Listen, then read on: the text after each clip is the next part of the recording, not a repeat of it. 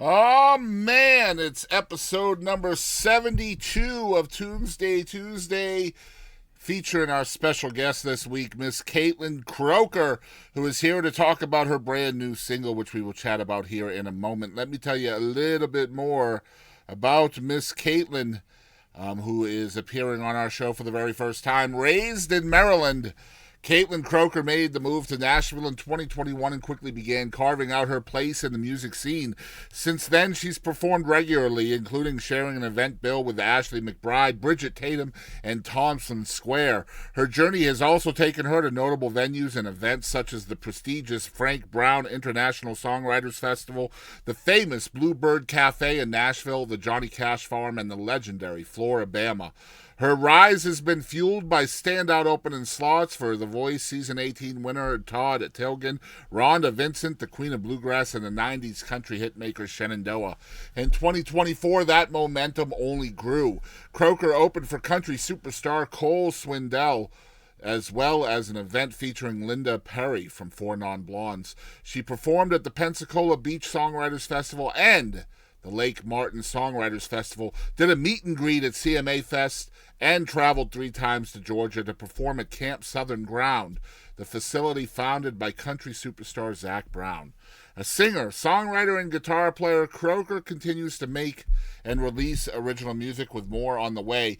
Both the media and a devoted fan base are taking notice. Proof that her rapid ascent shows no signs of slowing down. Let's get into it with the one and only Miss Kaitlyn Croker, right? Meow. Kaitlyn, how are you? Welcome in. Hey, I'm so good. I'm so happy to be here. Thanks for Same having me. here. Thank you for coming on. I'm so excited to chat with you, and mostly because you are kind of from the Northeast, Maryland, Yes, right? that's right. Well, funny enough, both of my parents are from in and around Boston. So Really?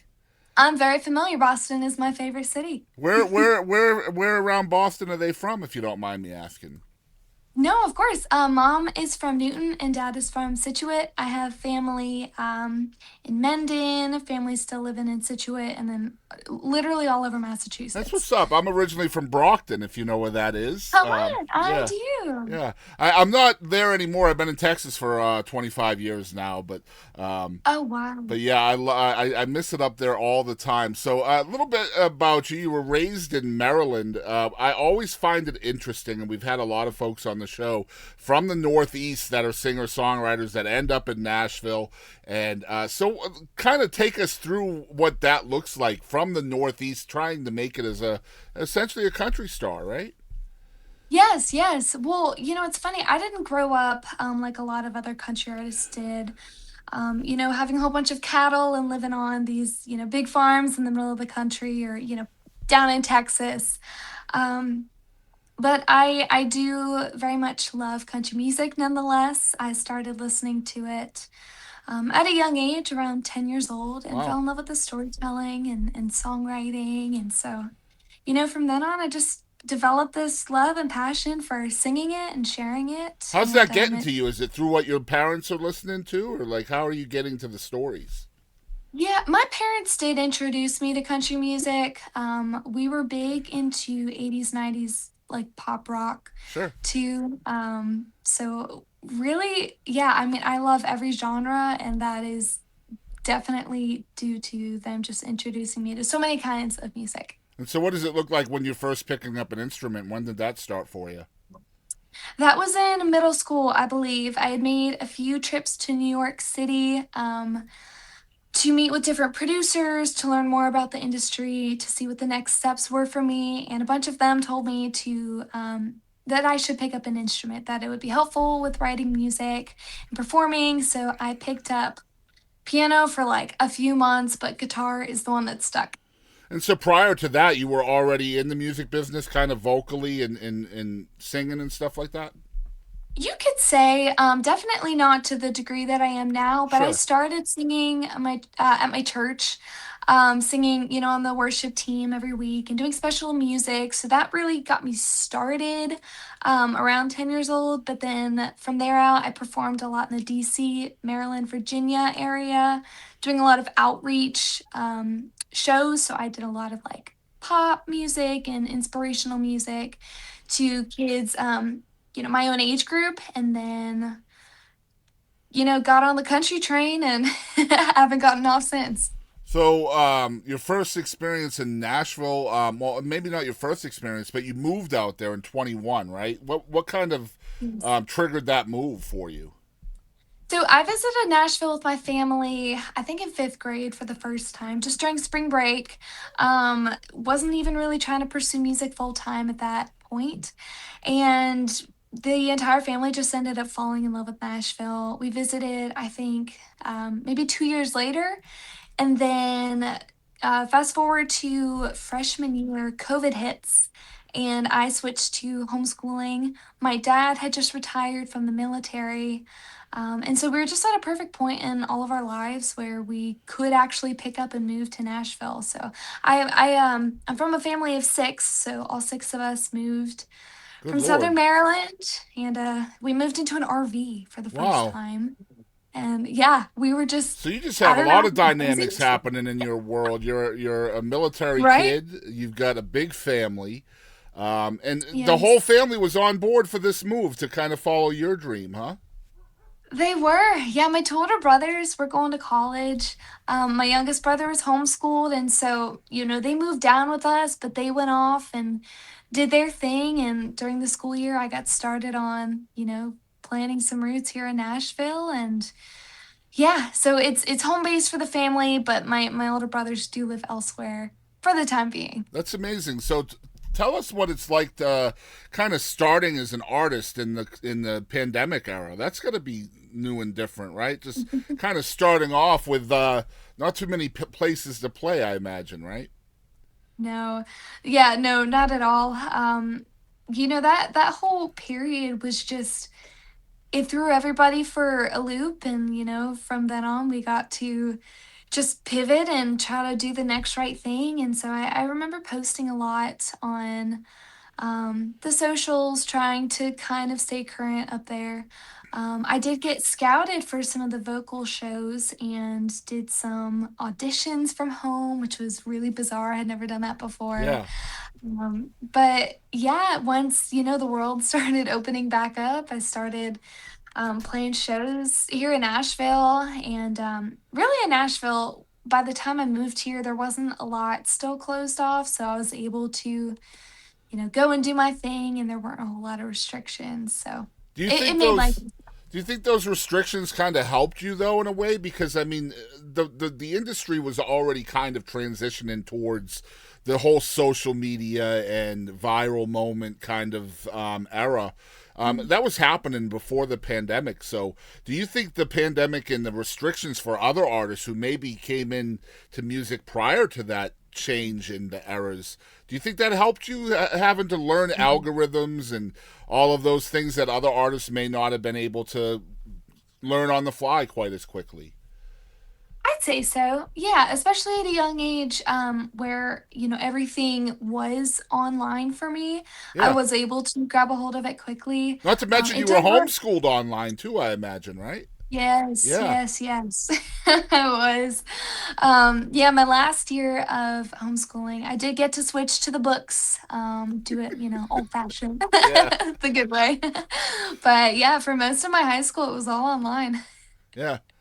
I imagine. So, I mean, I imagine when something doesn't go viral or doesn't get hit or you get shadow banned, things like that, the things that the younger generation know about perhaps more than somebody like me does. I try to learn, but you probably don't get as disheartened by things like that like other people would, right?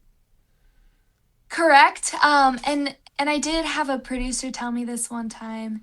He said, "How many people do you have to have in the audience for you to feel like for you to feel accomplished?" And I said, "One. I Yeah, have to just one. sing for one Absolutely. person and just have one impact." And so he said, "Well, just think of, for however many views you're getting, that's how many people you're singing in front of. That's Imagine them right. all in one room." And I was like, that changed the game for me. It wasn't about numbers, it was about impact from that That's point. very, very good advice. I've been given some advice like that myself, and that Every single person that engages with you and your content is something that they could be doing Yes, anything else in the world other than engaging with your content. So that's definitely a good way that's to look great. at it.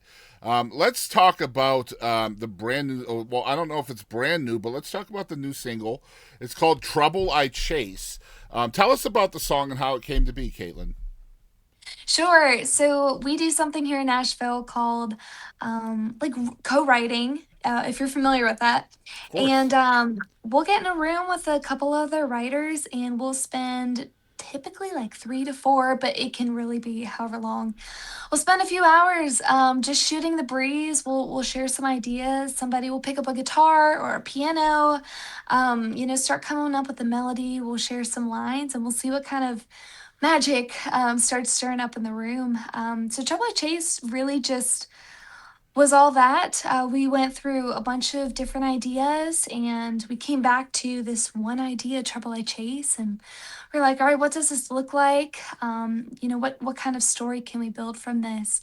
And it's kind of funny. I like to say it's my alter ego because I was homeschooled, because I lived such a sheltered life. This song is kind of about, me or whoever just kind of getting on the road and just living life, experiencing life, chasing trouble. Did the song And start as a title and then you just built the story around it? yes, that's exactly it. Yeah, is that typically how you write songs, or can you have a hook or a riff or an idea that perhaps doesn't become the title first, and then build a story around that as well? It can be absolutely however you want it to Yeah, happen. For me personally, I'm a bigger concept and hook person and title, concept hook and title. That's kind of my forte. So I'll go into a room and be like, "Hey guys, I have this hook and I think the verses can go this way and the second one can, change this way." Or I'll be like, "This is a cool title. This is, kind of how I'm feeling." Or what about this family member doing just there's a million different avenues, but yeah, I love it, and I'm excited to feature the song here in a minute. And thank so you you. may not have been, you may not know what's about to happen, but we always put our special guests on the spot every single week in a segment we call Song Obsession. And so you have to tell us a song out of all the songs in the world, other than your own. It can't be your own song. A Okay. song that you want to feature and pick for to be played tonight. What song would you pick, and what artist is it by? Man, there's three in my head. I gotta pick one. I'm going to say Zombie by the Cranberries. Wow, why would you pick that song? What's there for you? It is my all-time favorite song. It is my soundcheck song. So every single show I play that song. If, including it being in my set also. I've always loved it. The crowd gets so into it. It's just such a fun period of like connection for me and the audience. Awesome stuff. Love to see it. So excited to have Kaitlyn Croker. Is it Croker or Crocker? It's It's Croker, isn't Croker. it? You got it right. Yeah, I thought Yes, so. thank you. I'm so bad with names, and then I'll find out later I did it wrong and feel horrible. So I'm glad I got it right. It's Croker. You got it right. Awesome. I So you appreciate guys it. make sure you following along with Kaitlyn. It's KaitlynCroker.com. You can see the spelling on your screen, but if you're listening somewhere, it is KaitlynCroker.com. Make sure you're following along with her through her website. You can see her tour dates, her music's there. A great bio as well, which we read on air a little bit earlier. Her social medias, Facebook is at Kaitlyn-Croker. Instagram is at Kaitlyn Croker Official. TikTok is at Kaitlyn Croker Music. X is at _ Kaitlyn Croker. And YouTube is at Kaitlyn Croker. So whatever your favorite platforms are, there you go. You have them all right there. Kaitlyn, thank you so much for being with us this week. Thank you so much. It's been such a pleasure. All right, awesome. We're going to get into the music. You have a good rest of your week. All right, guys, we're going to get into the music now. We're excited to show the very first song this week is the latest single from the aforementioned Kaitlyn Croker, who is here for the very first time on the show. This is Trouble I Chase. Y'all check it out.